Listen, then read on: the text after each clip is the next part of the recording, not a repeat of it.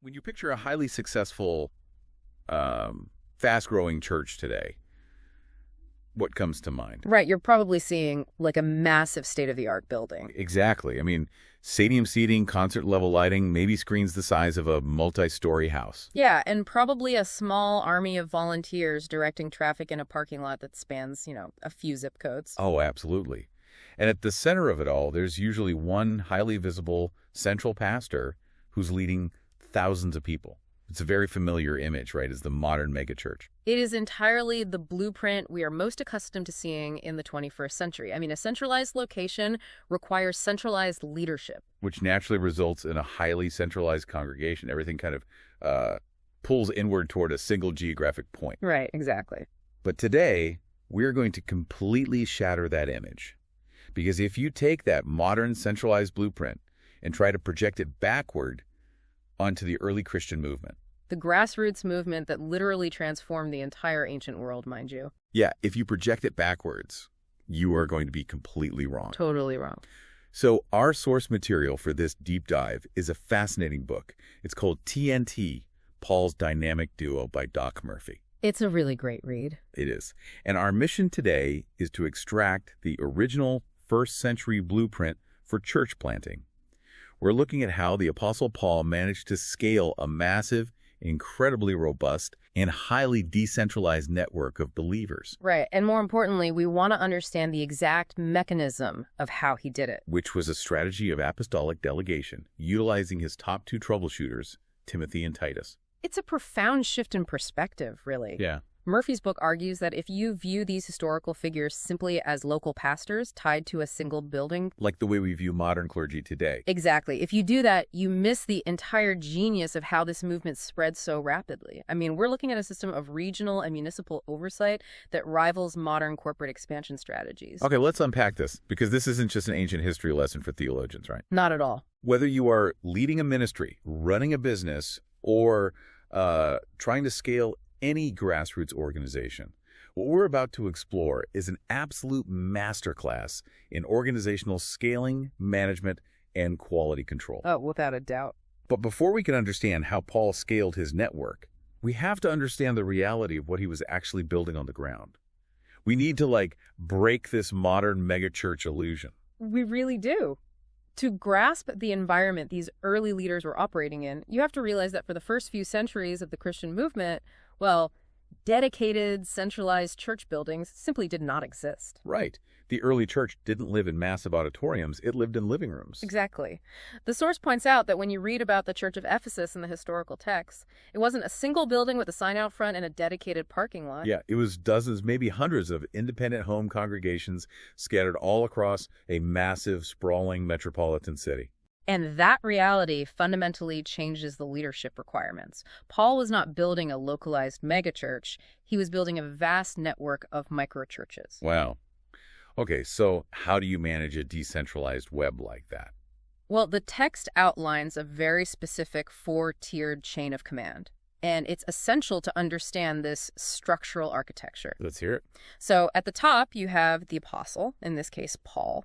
He is the primary leader, the pioneer who travels into new territories, starts the communities from scratch, and establishes the core foundational beliefs. He's the visionary founder. Precisely. But a visionary founder can't be in 100 living rooms at once, right? Right. If you have an apostle at the top and then local house leaders running the actual day-to-day meetings, there is a massive missing layer of middle management. Like, who connects the visionary to the boots on the ground? That is where the second tier comes in the regional apostle or the apostolic delegate. Oh. These are people exactly like Timothy and Titus. They're trusted, heavily vetted, high-level representatives, and they're sent into an area with sweeping authority to organize the scattered churches, fix systemic problems, and keep all the disparate groups functioning as one unified body. Got it. So who's under them?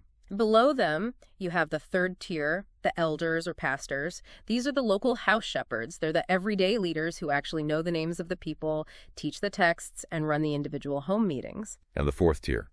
Finally, the fourth tier consists of the deacons. They are the ministry helpers who manage the practical physical needs and the hands-on administrative work of each localized community. I love this operational framework because Honestly, it sounds less like a traditional religious hierarchy Yeah. and much more like a decentralized startup franchise network. Yeah, that's a really good way to look at it. Think about a massive global brand. The corporate headquarters doesn't micromanage every single cashier at every single location. They set the vision, they define the brand standard, and then they deploy regional managers to ensure every local franchise operator is actually following the recipe. Exactly. But here is the inherent danger of decentralized models. They are incredibly vulnerable to chaos. Oh, for sure. If you have dozens of independent micro-churches popping up in living rooms across a major city without instant communication, the potential for them to go completely off the rails is huge. They could easily start teaching totally different things. Right. So if we connect this to the bigger picture, that vulnerability is exactly why Paul needed this high-level management tier. He knew the operational friction of the ancient world. I mean, it couldn't just start these little groups, hand over the keys to local, inexperienced leaders, and walk away hoping for the best. That's a guaranteed recipe for doctrinal and organizational collapse. Exactly. He needed to send in delegates who carried full executive authority. Their job was to protect the brand, so to speak, and maintain the purity of the organizational DNA across the entire network. Which brings us to our first major case study in how this actually worked on the ground, Timothy. Yes, Timothy. Now, Timothy is stationed in Ephesus, and the environment he was walking into is crucial to understanding his job. Because Ephesus wasn't some quiet rural town where everybody knew everybody. Oh, far from it. Ephesus was a massive, incredibly wealthy capital city. It was a major economic hub for the entire region. And didn't it have that famous temple? Yes. It was famously the home of a giant pagan temple dedicated to the goddess Artemis, which drove a massive portion of the city's economy. So it was a bustling, diverse, intellectually and spiritually chaotic environment. Sounds intense. Very. The Christian network there was growing rapidly, but because of the surrounding culture of philosophical blending and economic pressure, well, the microchurches were constantly under attack by confusing false teachings. So Paul doesn't just leave Timothy there to quietly shepherd a single flock of people in one house. No, not at all. He leaves him there to be a mobile troubleshooter across the whole city skyline. The book specifically notes that Paul tells Timothy to charge some people to teach no other doctrine. And knowing the context, that word charge isn't a polite pastoral suggestion. Right. In the original language, it is explicitly a military term, isn't it? It is. It means to give an official order that cannot be disobeyed. Timothy wasn't a local pastor dealing with a difficult congregation. He was an executive stepping in to silence people who were spreading nonsense. And causing arguments across multiple different house churches. Exactly. He had absolute authority to dictate what was taught, to remove bad actors, and to standardize how meetings were run. You know, it's easy to read the ancient texts and see a phrase like laying on of hands as just an ancient religious ceremony. Maybe like a nice prayer for a new volunteer. Yeah, that's how most people read it today. But Murphy is framing this purely as an HR mechanism, right? Like this is an executive vetting process. The source highlights the rule Paul gives Timothy in 1 Timothy 5.22, lay hands suddenly on no man. That is a brilliant way to look at it. And the source material heavily emphasizes this exact point. In the ancient world, the act of laying your hands on someone to appoint them to a leadership position was a total, complete public endorsement. Wow. It meant you were staking your own reputation on their character. The book cites Bible scholars, like Rick Renner, who explained that this phrase was actually a severe warning to deeply investigate and interview candidates. Because it was an intensive vetting process, the structural integrity of the network depended entirely on the quality of the local house leaders. Exactly. Because if Timothy rushes the process and appoints a local house leader who turns out to be a fraud, a thief, or someone teaching dangerous ideas, then Timothy shares the blame for the destruction that person causes. Yes. He is essentially the gatekeeper for the entire city of Ephesus. He controls access to leadership. He has to physically travel from living room to living room, observing, intervening, and making sure the structural integrity of the entire municipal network holds up against the chaos of the city. And that localized, citywide gatekeeping is highly effective for a metropolitan hub. Timothy shows us how to govern density. Right. But scaling a movement, geographically expanding a network across an entire wild territory or a massive state requires completely different kind of operational architecture. Exactly. Timothy shows us how to handle the urban sprawl. But what happens when the operational chaos isn't contained to a single city skyline? What happens when the network stretches across hundreds of miles of hostile territory? The logistics change entirely, and that requires a different kind of leader. Which brings us to the second half of Paul's dynamic duo, Titus. Yes. If Timothy was managing the complexities of a metropolitan hub, while Titus was taking on a massive wild frontier. He was sent to the island of Crete, right? He was. And to understand Titus, you have to understand that he had a very different background from Timothy. Timothy had a Jewish mother. He naturally bridged certain cultural gaps. But Titus was different. Titus, on the other hand, was a pure Gentile, a non-Jew. He was a seasoned, battle-tested expert. The text notes he had previously been sent into Corinth to handle massive rebellion, deep divisions, and severe organizational drama. So he was the guy you deployed when the situation was deeply volatile. Exactly. And Crete was the definition of volatile. We are talking about an island that is 160 miles long. It has 90 different cities, multiple deep-water ports, and a population estimated at 250,000 to 300,000 people. It was a major shipping crossroad right in the middle of the Mediterranean. Filled with Roman soldiers, Greek merchants, and local residents who had a famously terrible reputation. Paul actually quotes one of their own poets who described Cretans as liars, evil beasts, lazy bellies. Yeah, they were highly sought after as rough, violent mercenary soldiers. So this is not a cohesive, friendly culture ready to hold hands in a living room. No, not at all. It is a fractured, multi-ethnic melting pot with a deeply ingrained culture of dishonesty and rebellion.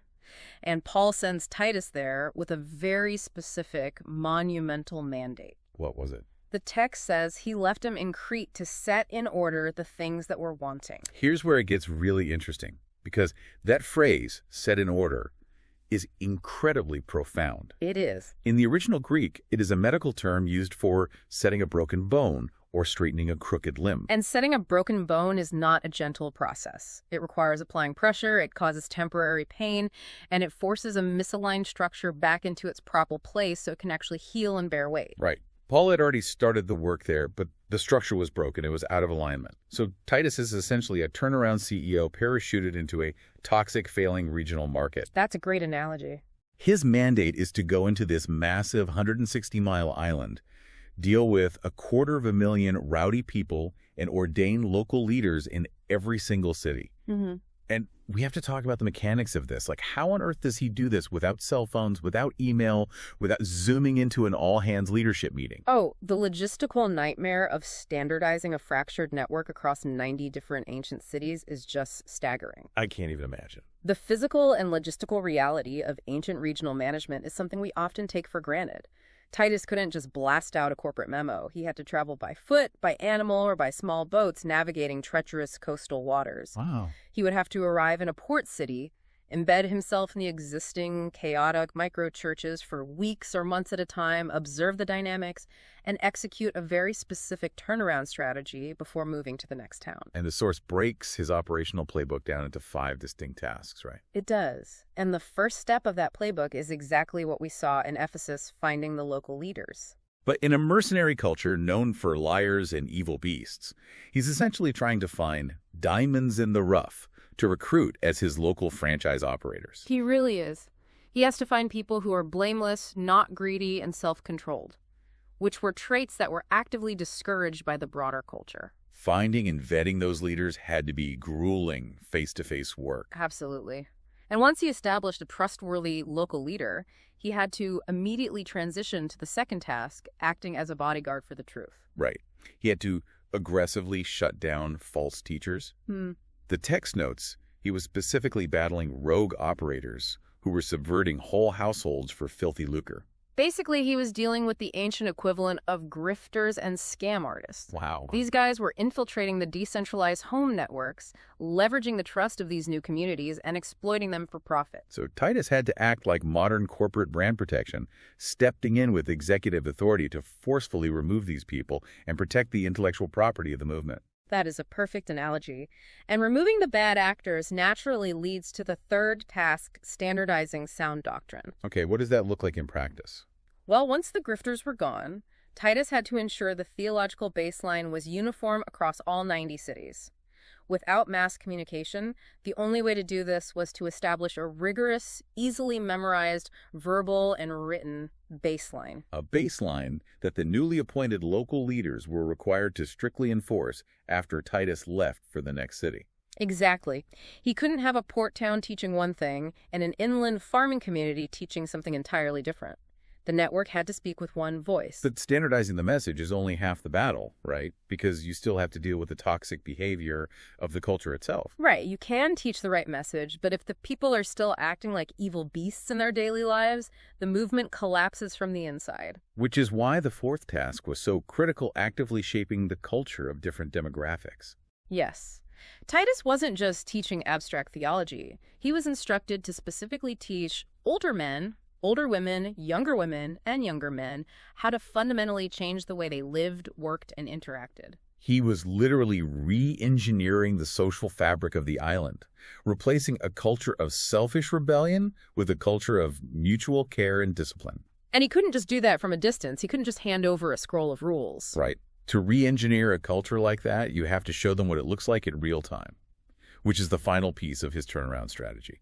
The fifth task being a flawless role model. In a world without digital media, leadership is entirely visual and localized. Makes sense.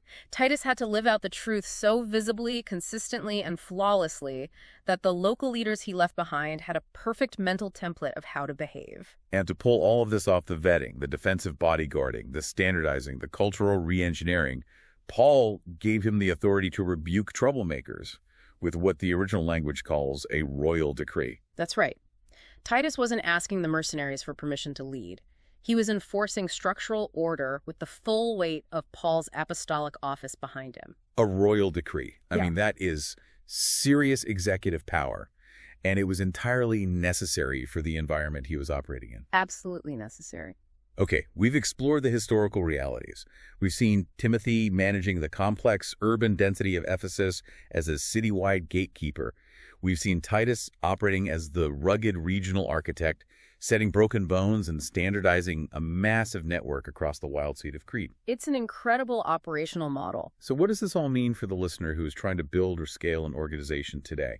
The source material by Doc Murphy introduces this concept of planting everywhere churches. And it is a massive conceptual shift away from our current default. It really is. Yeah. This raises an important question about how we view modern expansion. As we established at the beginning, the modern impulse is always to centralize, right? Right, to build a bigger building, create a single massive campus, and funnel as many people as possible into one location under one local pastor. But Doc Murphy argues that the original, highly successful biblical blueprint is actually apostolic architecture. Yes. It is about deploying trusted, heavily vetted leaders to oversee widespread, decentralized communities that meet in smaller, more intimate settings, exactly like the early house churches. Because if you are leading a modern movement, the centralized model has a hard mathematical ceiling. Oh, completely. If your entire organizational model relies on bringing people to one physical $50 million building, your growth is strictly limited by the size of your parking lot, the fire code capacity of your auditorium, and, frankly, the geographic radius people are actually willing to commute. You hit an inevitable bottleneck. You absolutely do. To truly scale a movement geographically the way Paul scaled across Asia Minor and the entire Mediterranean, you cannot rely on a centralized pastoral model. You have to decentralize. But, as we discussed with the franchise analogy, decentralization brings the immediate risk of chaos, dilution of the core message, and infiltration by bad actors. Exactly. Therefore, to scale successfully and sustainably, you need much more than just enthusiastic local operators. You need modern-day Timothys and Tituses. Precisely. You need apostolic delegates who have the overarching vision, the rigorous training, and the explicit authority to manage entire regions. Right. These high-level leaders are essential for vetting local leadership, fixing structural breaks, and ensuring that dozens or hundreds of decentralized microgroups remain perfectly aligned in their foundational DNA. And the text makes a really compelling final point about these modern apostolic leaders. Yeah. It says that true apostolic leaders also have to do the work of an evangelist. Yes, that's a key detail. They aren't just sitting in an executive suite managing spreadsheets and analyzing network health. They're constantly preaching the core message, constantly bringing in new people, and actively expanding the very edge of the network. They are pushing the boundaries outward into new territory, while simultaneously managing the structural integrity inward. It is an incredibly dynamic, demanding role. It's the engine of a self-sustaining, infinitely scalable movement. I mean, the early church grew rapidly and robustly because it was highly connected, rigorously organized and led by authorized delegates who were empowered to maintain strict quality control across vast hostile distances. They didn't rely on brick and mortar to hold the movement together. They relied entirely on human architecture. Human architecture. Wow.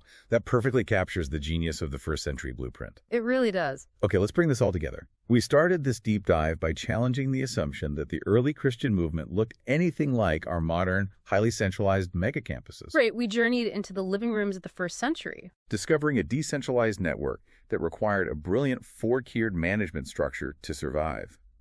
We watched Timothy operate as a citywide gatekeeper in the economic powerhouse of Ephesus, using executive authority to vet leadership and protect the brand from cultural blending. We then followed Titus to the rugged, chaotic island of Crete, examining the immense logistical reality of acting as a regional turnaround architect. We saw how he set broken systems in order across 90 different cities, enforcing sound doctrine and fundamentally re-engineering a toxic mercenary culture without the benefit of modern communication. And finally, we brought it back to the present, looking at how this historical blueprint of apostolic delegation, of empowering high-level mobile leaders to manage decentralized, widespread networks, is the true key to scaling a movement today. Whether you are focused on planting everywhere churches or expanding any kind of purpose-driven organization, the ceiling of centralization is a harsh reality. But the potential of a well-vetted, highly empowered, decentralized network is truly limitless. The structural brilliance of what Paul, Timothy, and Titus accomplished is a masterclass in operations. They built an anti-fragile system that survived and thrived without any physical infrastructure, proving that the ultimate strength of an organization lies in its leadership vetting and its structural alignment, not its real estate portfolio. Which brings us right back to that massive state-of-the-art building with the stadium seating and the endless parking lot we talked about at the very beginning of the show. Quite the contrast. The contrast between that modern image and the gritty, decentralized reality of the first century movement is just stunning. So as we wrap up today, I want to leave you with a question to ponder long after this deep dive ends. Let's hear it. If the early Christian movement managed to radically transform the ancient world without a single dedicated building relying entirely on the strength of well-vetted, highly empowered human networks, what massive, expensive, centralized structures in your own life or organization are actually holding you back from truly scaling your impact?